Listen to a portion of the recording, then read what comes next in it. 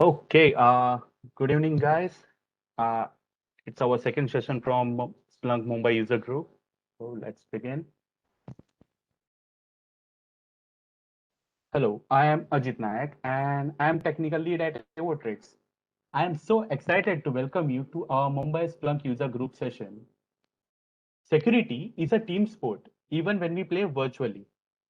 This evening in our panel, we have Ashwin Pandey, Vignesh Naidu, and Vikram Yadav. I know. Some handsome guys we have in our team, right? Don't get distracted. Their only job here is to answer all your questions during the session. I like to look at the silver lining in everything, and for this session, you'll be attending the most sought and important part of security system, that is firewall. So I hope to excite you, spark your imagination, and help you realize just how much is possible with Splunk. In the next 30 minutes, I will share with you why this is the high time to analyze firewall logs, keeping in mind the current COVID situation. We will be looking into firewall, try to understand its logs, and use Splunk for analytics.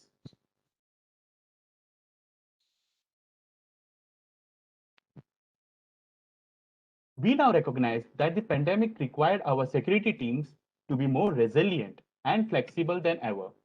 We had to shift priorities in real time to manage and secure a new substantially larger remote workforce.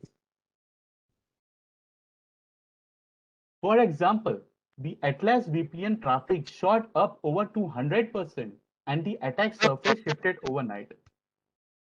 Remote work during pandemic has increased the data breach cost. I mean, wasn't COVID enough that we have to deal with all these too? Sick, right? Nearly 66% of Indian organizations have had at least one data breach or cybersecurity incident since shifting to a remote working model during pandemic. Estimates show that there have been as many as 192,000 coronavirus related cyber attacks per week. That's also in May 2020, that alone. It's a 30% increase compared to April. 76% of experts said remote work would increase the time to identify and contain a data breach. Scams increased by 400% over the month of March, making COVID-19 the largest ever security threat. High-profile cyber attacks, corporate ransom attacks, etc. are the reason why must we focus on firewall logs and its analytics in Splunk. We all know the technical definition of firewall, but let's see or revisit that again. A firewall is a security device. It can be computer hardware or software that can help protect your network by filtering traffic and blocking outsiders from gaining unauthorized access to the private data on your computer. Oh, wait, is it just me or does that person reminds you of Zuzu from Vodafone? That's him. We can come back to him later on. Let's move on with working of firewall. The firewall acts as a barrier between a trusted system or network and outside connections, such as internet. As you can see in here, both legitimate and non-legitimate traffic is trying to get access to the home network. But firewall is filtering out non-legitimate traffic, allowing only legitimate traffic to flow in. Thus, computer firewall is more of a filter than a wall, allowing trusted data to flow through it. I hope all the cricket fans got the reference. Let us see the different types of firewall logs in here. Traffic logs, system monitoring logs, DSCP logs, security policy control logs, etc. The traffic log in this process of filtering internet traffic, all firewalls have some type of logging features that documents how the firewall handled various type of traffic. These logs can provide valuable information like source and destination IP address, port numbers, and protocols. The Dynamic Host Configuration Protocol or DSCP application server is a vital part of any network infrastructure and it is important to audit its activity. DHCP server auditing can throw lights on current server exchange that occur when IP addresses are alerted, which is useful to any network administrators. In addition, admins can track security information such as authorization messages and warning messages to implement security measures if needed. You can also use the Windows Firewall log file to monitor TCP and UDP connection and packets that are blocked by the firewall. Till now, anyone has any questions? Am I going in normal pace, or do you want me to decrease my pace, or any issues? No, it's fine, Ajit. Thank you. So moving on. So next slide. Okay, so these are the firewalls which are widely used, such as Cisco, Fortinet, WatchGuard, SonicWall, Huawei. But in this session, in specific session, we'll be using Zixel. In my organization, we have Zixel firewall configured. Now let's look back at the previous flowchart. Since this is a same flowchart we used, so we have Evertrix employees as a legitimate user. Since we are working remotely from home, we use VPN to get access to the office network. Let's assume there's a group of hackers trying to steal our company's data. The only way they can access our network is by breaching the firewall. Sometimes, because of some loopholes, such as weak password policies, inadequate firewalls, the hacker might just get the opportunity to do so. This has created a need for tracing such attacks, and this can be effectively done by using analytics tool like Splunk. Some of the firewall logs for Evertrix environment by my organization is shown up in here. Let me zoom it for you. Okay. So as you can see, it contains traffic, security policy control, and SSL logs. From these logs, we can create dashboards, alerts, which can help us to view any suspicious activities in the network. Or you can use apps from the Splunk base, which has pre-configured dashboards or alerts in it. And for anyone who uses Zixel Firewall, we have developed a perfect app for you. Finally, the reason you all are here. Now, app promotion alert. So we'll be using Zixel Firewall app from Splunk. This app is readily available in Splunk base. All you have to do is install it on your Splunk instance, configure data input for UDP with port 514, create source type category set as custom, and voila, dashboard is ready.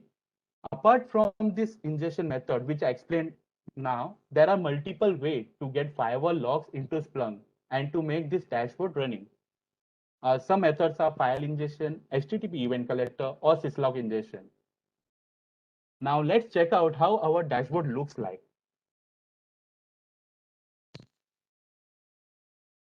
Before moving to this, anyone, any questions? Like, do you have any questions?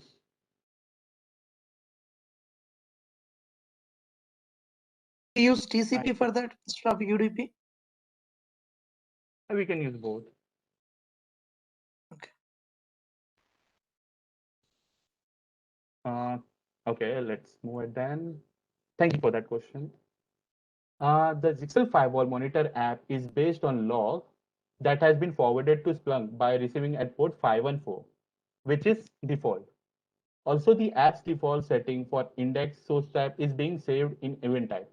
You can change this setting as per configuration from the link provided in app's home dashboard. Let me show that again. Yeah.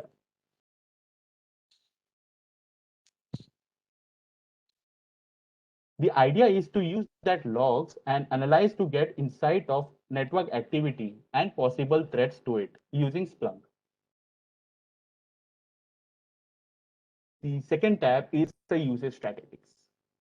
It shows daily or weekly data consumption through network, that is outgoing and incoming traffic. We can see the traffic flowing in and out of firewall. This weekly data usage statistics. Also, the below panel shows you the employee level traffic statistics.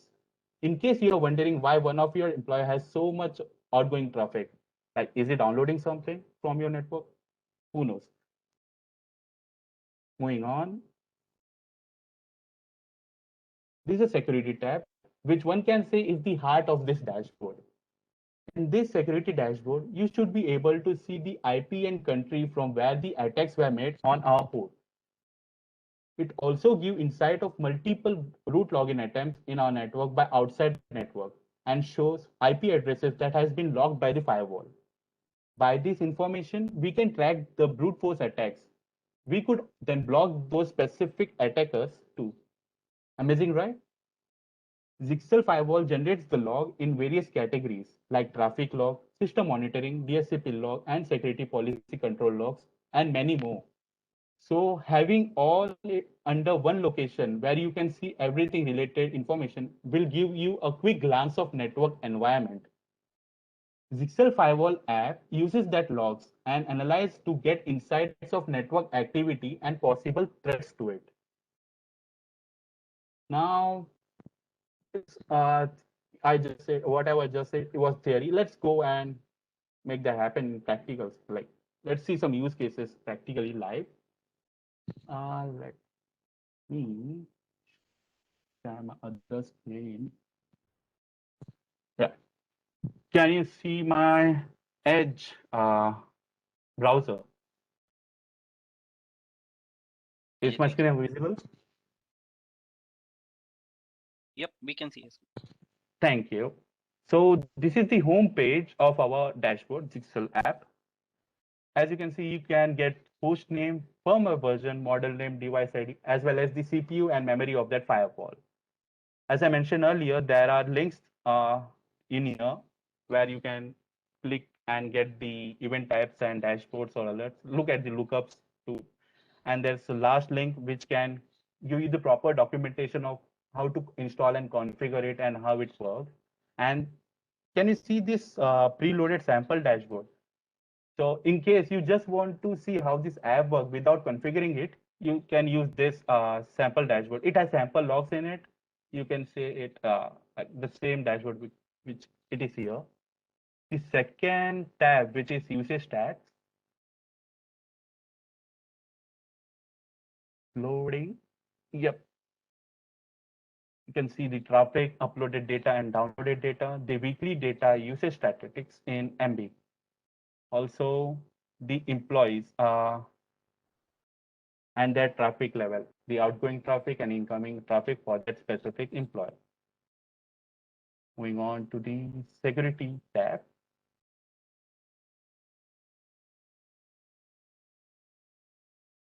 Yeah. You can get the source IP and country from where the attacks is being generated. And this is our firewall IP. And there's some there's a panel for login attempt from outside. As you can see, there are multiple login attempt which was made, and this was made by me by using different username just to get an like example in here. If the login attempts are made continuously more than 4 or 5 times, the firewall blocks that IP, and you can see it in here. And you can see the map from where the attacks generated. Why don't we test it? Like, it's a great. We have so many people. Let's test it. This thing. Do we have any volunteer in here, which has like who can test it in front of us? I just need to follow the procedure. Anyone? So what is supposed to be done, Ajay? The thing is, you just need to log in into this IP address. You'll get the username and password. Where you need to enter the username and password, but obviously you don't have the right credential, so you'll end up entering wrong, and within some seconds you will see your name popping up in here. Can you open that in a new tab? Show it to us. What do you want me to open? Okay, this IP address. Yeah, sure. Yeah. Let me do that.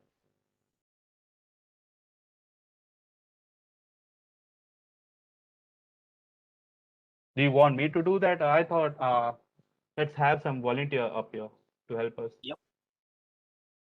Anyone? No. Okay, let me do Yeah. it myself. Hello. Yep, will do. Yeah, you just need to enter like take this IP. Okay. Let me see. Who am I talking with? Ashwin. Hi, Ashwin. So take this IP 114.79.135.167. Yep. Okay. Already did. You'll be able to see this kind of page. Just enter the username and credential. Of course, if you Okay. a hacker, you might get the credential, but try to enter it wrong.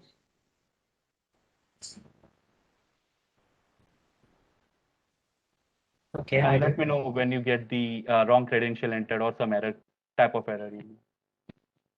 Okay. I've added the username and password, which Uh-huh. I Then let me also try.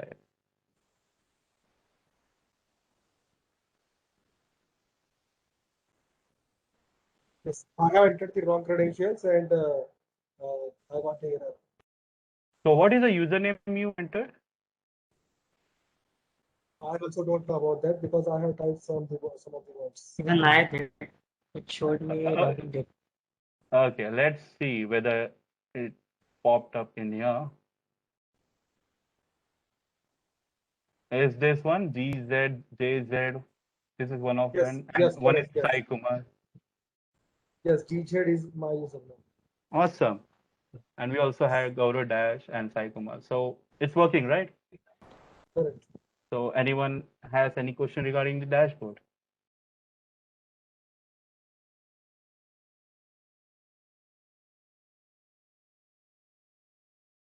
In addition with this three tabs, we do also have alerts, pre-configured alerts in it, which can give you the firewall CPU threshold breach, the memory threshold breach, and so on. If there are no questions, let me move on with the session. Is it a premium application or pure person?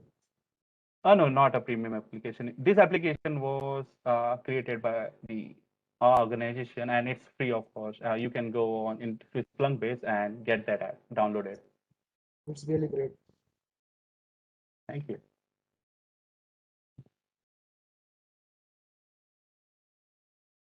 So all this with just your firewall logs and collaboration with Splunk.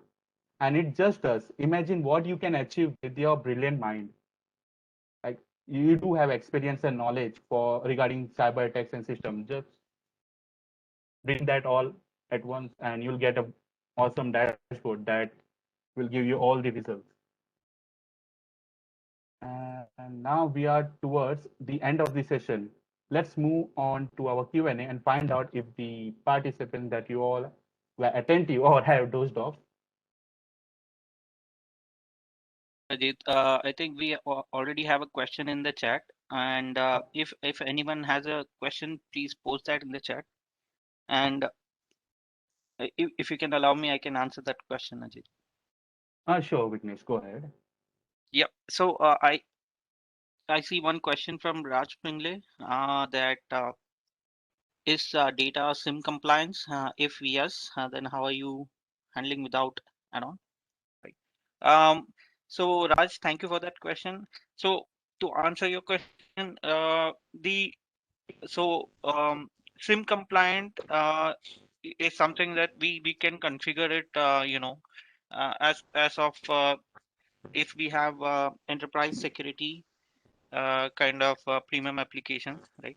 For and also for data models. So let's say you have a data model of various categories with which you can have the SIM compliance and enabled and make the data fall into right data model.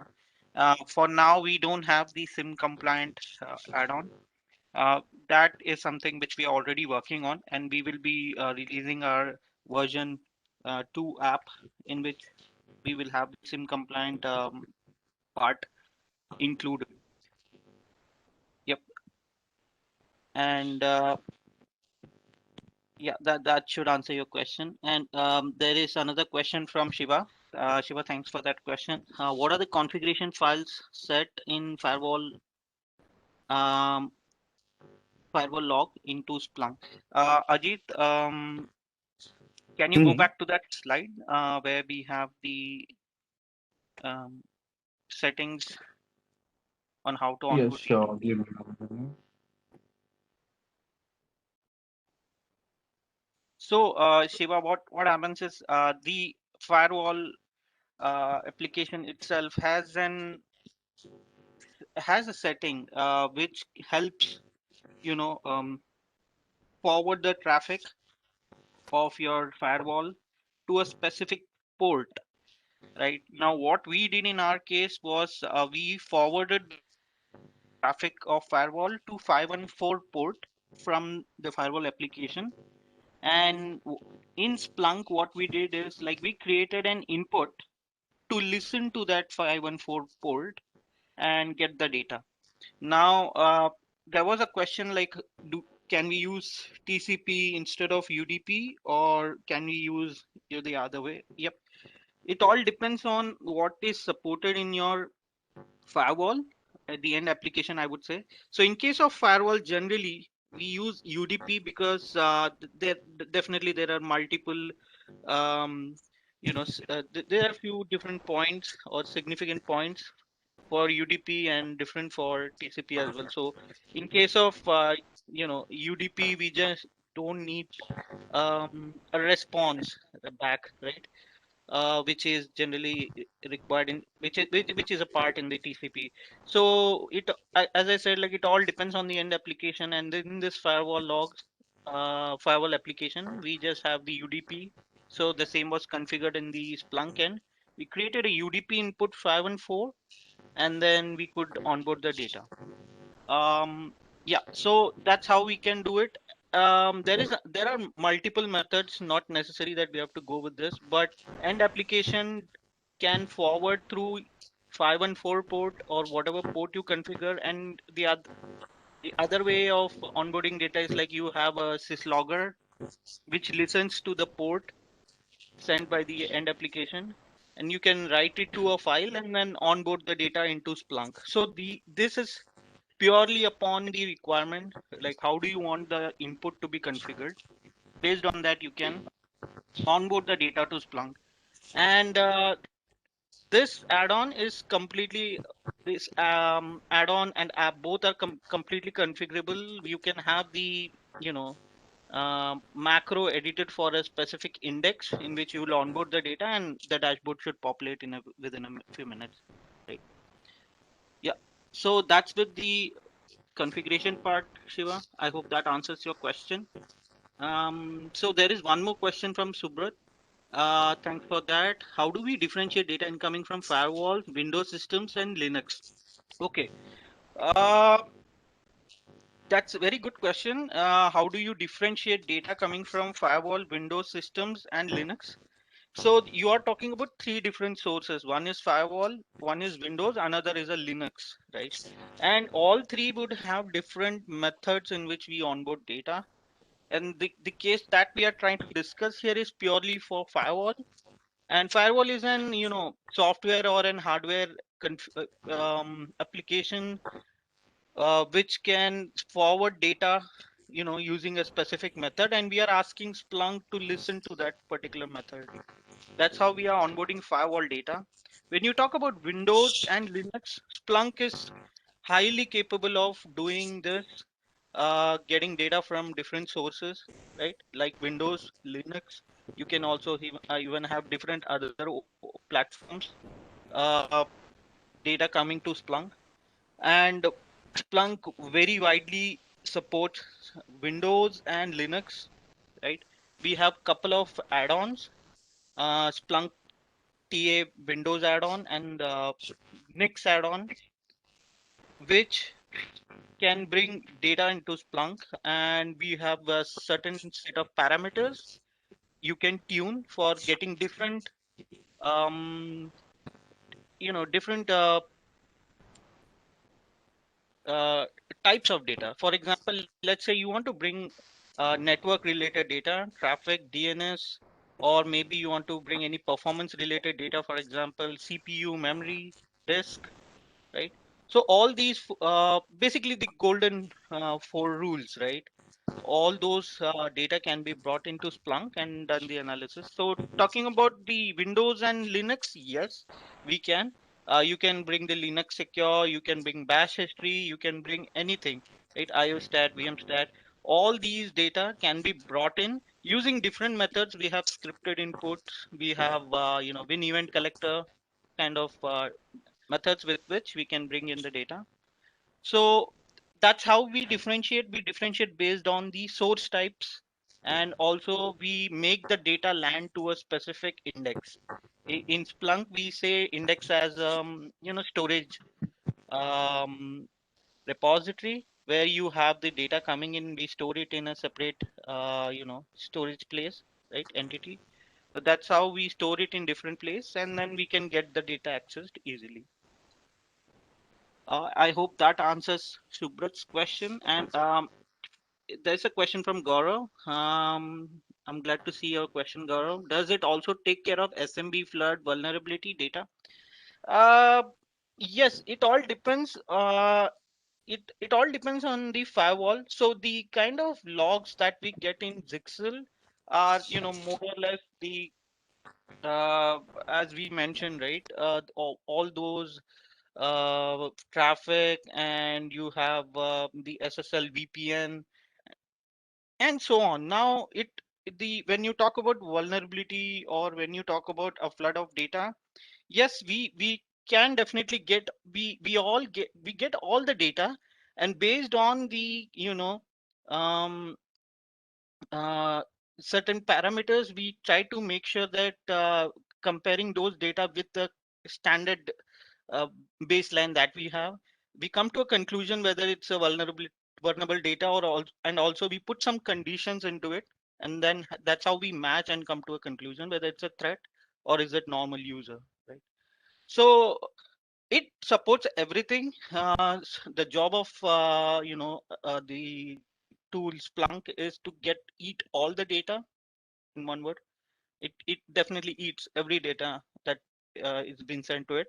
Now it's upon the developer, or the content developer, to create nice content based on the use case, and find out whether it is an um, you know a proper uh, um, whether it's a proper data that is what we are getting in, or maybe a kind of threat attack which has come in, or maybe it's a false positive, right?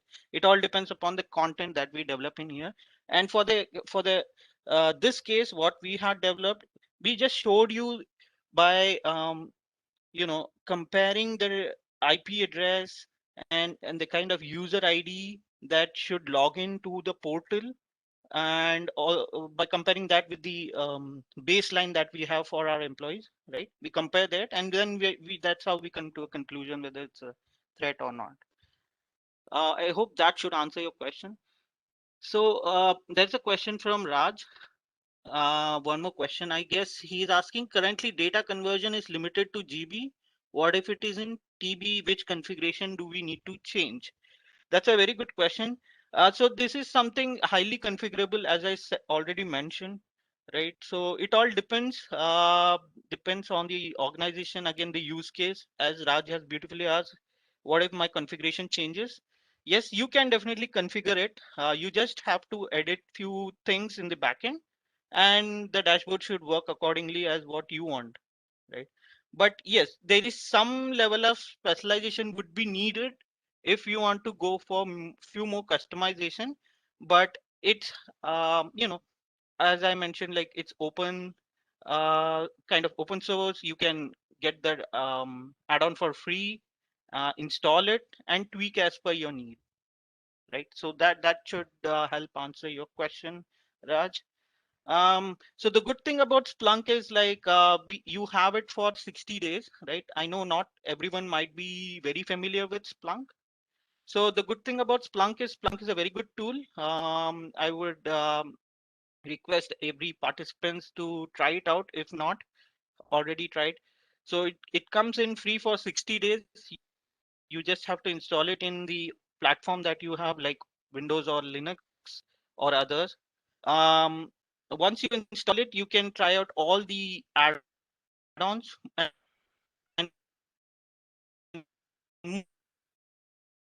most of the add-ons in the Splunk is it's a easy add-on on itself. And for few of the add-ons, you already have sample dashboards with which you can try it out yourself, right? So, yep, that's it. Ajit,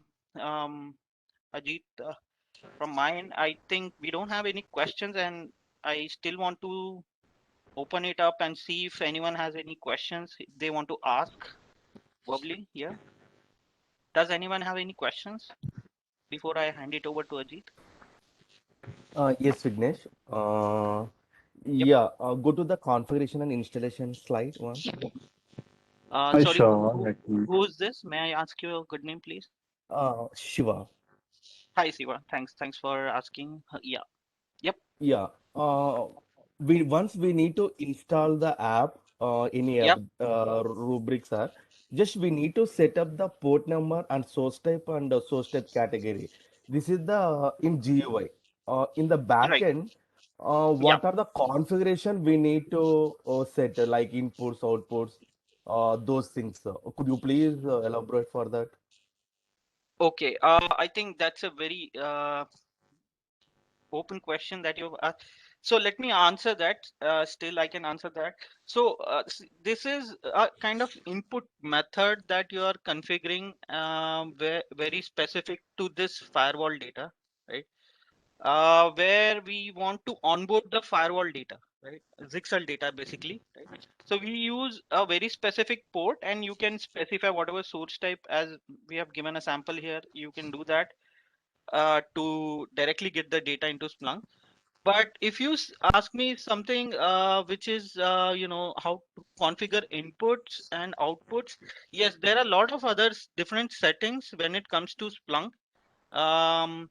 You, let's say, have a very basic structure of Splunk architecture. Let's say you have a standalone installed in your in your plan, right? So you need not have a lot of configurations to be done. Like outputs is required if you have a distributed architecture, right? Ajit, uh, I'm not sure if you want to show it, but could you please show a distributed architecture if you have? Yes, sure. Find So that. let's say you have a distributed architecture where you want to forward the data. That's where you want to have an outputs.conf, and definitely there are multiple other conf files like server, web, or other kind of conf where you may have to configure based on the need. But as such, to check out a very basic standalone kind of Splunk environment, you need not have to have those settings. This input configuration is enough to get the data and start with it, right? Yes, Vignesh. Yeah. Let me show you a sample architecture that we have here. Maybe if it gets loaded up.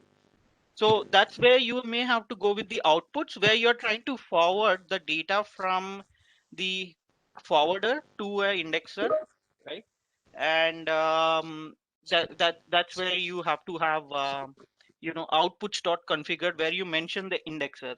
For example, if you see here, we have this architecture. At the extreme bottom, you have forwarded tier, which is marked in green, right? The third most layer from the top. So where you have a forwarded tier, and the name is heavy forwarder. Yeah, that's the one. If you can follow the Ajit's mouse pointer, yeah, that's one. So that's the forwarder, and if you want to forward that data to the second layer, which is an indexer tier, right above to that, yep. So this indexer tier needs to have it's responsible for storing data. So this is again, as I said, like it's a distributed architecture where you have multiple instances working for different cause, right? But if it's your standalone, where every functionality like forwarding, indexing, searching happens in the same Splunk instance, then you need not think about those. But yeah, if you are having a architecture, like we have a searching which is done on the top instances, we have an indexing which is done on the middle instances, right? And the third layer of instances does the forwarding of data. So that's how you distribute, and we call as distributed architecture, right? So if this is the case, then you may have to go with multiple settings, which is a separate. Yeah, I hope that answers your question, Shiva. Yeah, yes, Vignesh. Thanks for explanation. No problem. Yep, and we have another question in the chat from Gaurav. I'm working heavily with Palo Alto logs and Splunk. Sorry, pardon. This session would give me more insight, which can be leveraged and shown in my dashboard. Many thanks for this session. It's great. Okay, thank you so much for your appreciation, Gaurav. It really matters. Thank you so much. I think I don't have anything to discuss further. I don't want to extend my discussion. If anyone has any question or you want to elaborate on something, I can definitely talk on it.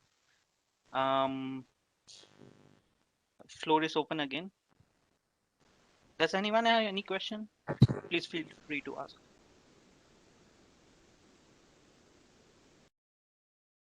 Sure. Thanks. Thanks, Shiva. Thanks for your comment.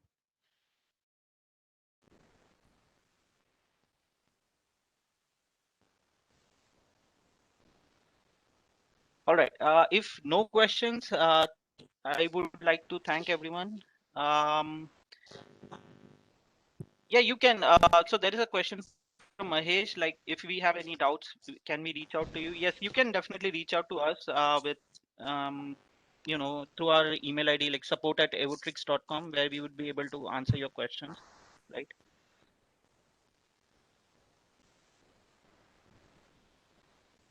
I just put Can I that ask? over the. Can I Yep, ask please. one question? Yeah. Yep, please.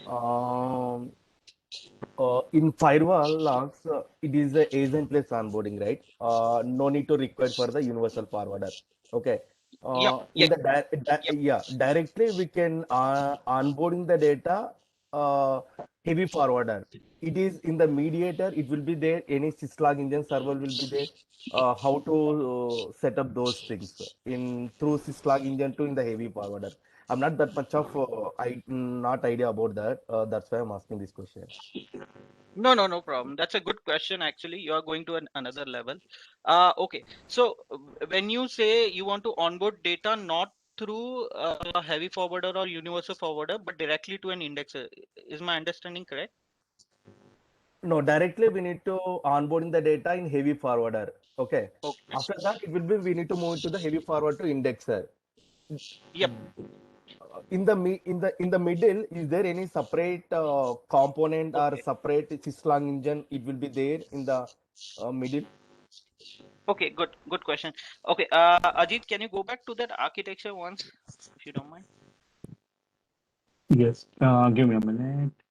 Sure. So there is a question from Shiva again that if let's say we want to forward data from the end application, that's our firewall, and let's say firewall forwards all the traffic data to the 514 port, is there a way in which we can capture the data and write it to a log file, right?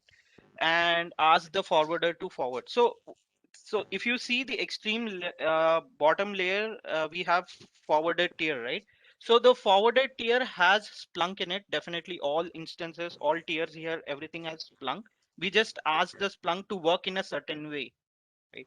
Now the forwarded tier, as you mentioned, has Splunk and can have multiple other applications running in it, right?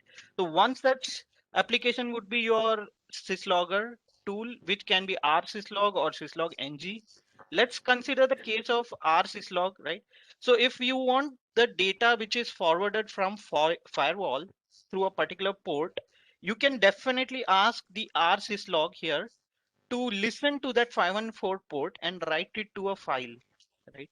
And then later on, once the file is ready, right? Once the data is written into the file, we can make the Splunk to do a file monitoring, read the file constantly, continuously, and then get that data forwarded from the forwarder to the indexer. So generally, we do that way, or most of the organization, like 90% organization does that way, that they have the rsyslog configured because of various reasons, obviously, which I don't want to go in deep. But yes, we have rsyslog method with which we can onboard the data, get into, get ask the forwarder to forward it to indexer. Yes, it is possible. Definitely, there are multiple methods, as I mentioned. Like you can have TCP, UDP, scripted inputs, right? File monitoring. If you want, you can also get the database data with certain add-ons and APIs, right? Multiple ways in which we can get data. And rsyslog is an external tool with which you can write the data from a port to a file, and then Splunk can read that file. Yep. So that's another way. I hope that answers your question, Shiva. Yes, Vignesh. Thanks for that. No problem. Yep. I see we have good amount of questions coming in. The floor is open again. I think we can spend couple of more minutes answering questions. Does anyone have any other questions which they want to ask? You can feel free to ask any simple questions. Doesn't mind. Our intention here is to discuss more about Splunk, how Splunk works, and also what are things possible. Anyone has any questions on how or where to start from? We can even answer that. In Mumbai user group, is there any WhatsApp group will be there? We, Okay, maybe Ajit, do you want to take this question, or maybe the first slide? Yeah, I'll go to the first slide now.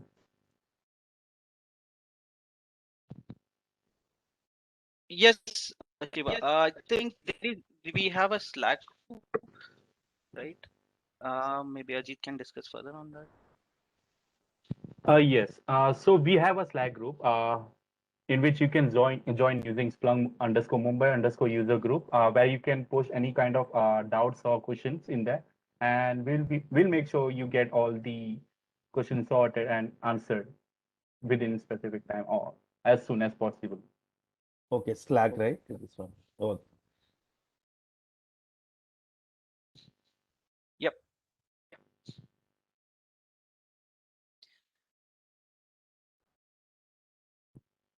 So Anyone else? I think Mhm. we don't Go. have question, but one thing is like with the Mumbai Splunk user group, we are trying to make sure that we address as much as we can through these sessions. And if you have any specific sessions that needs to be covered, we can definitely do that. We are looking forward to have multiple sessions as mentioned by Ajit. This is going to be our second sessions. We are planning for more sessions, and we'd be mostly covering on the security sites on our future sessions.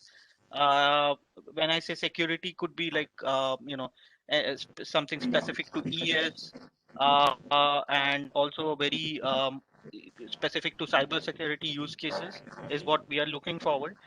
And if you have any such requests, definitely you can post in there or discuss through the channels. We can address that through this Mumbai user group sessions. That's it from my side, Ajit. Back to you. Thanks everyone. Thank you for joining. Thanks for giving us the opportunity. Yep. Ajit, back to you. Let me take, yes, let me take this. Okay, like, wow, thank you, Vignesh. First of all, this was like everyone was pretty engaged in this session. So thanks all for joining.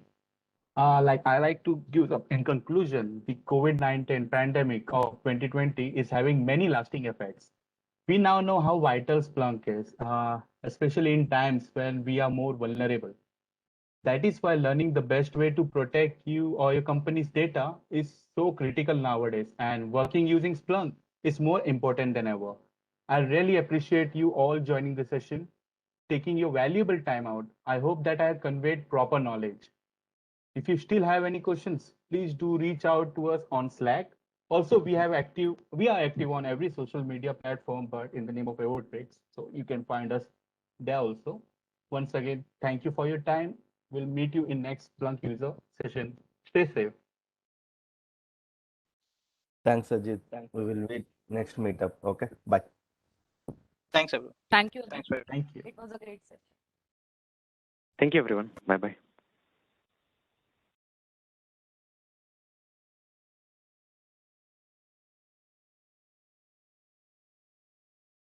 Thank you, Ajit.